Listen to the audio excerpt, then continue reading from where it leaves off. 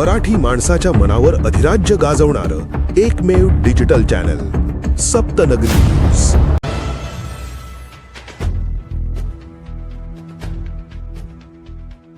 पळसदरीजवळ railway ट्रॅकला आग, CSMT local 1.5 तास ठप्प। रायगड जिल्ह्यातील खालापूर तालुक्यातील खोपोली रेल्वे स्थानकावरून जानेवारी 14 रोजी दुपारी 12:40 सुटलेली छत्रपती शिवाजी महाराज टर्मिनसकडे जाणारी लोकल ट्रेन पळसदरी स्थानकाजवळ मोठ्या संकटात सापडली।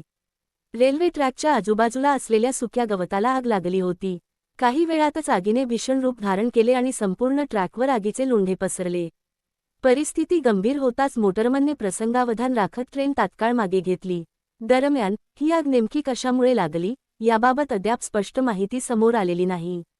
ही जाणीवपूर्वक लावलेली आग होती की सुक्या गवताला आग लावताना ती पसरली याचा तपास सुरू आहे।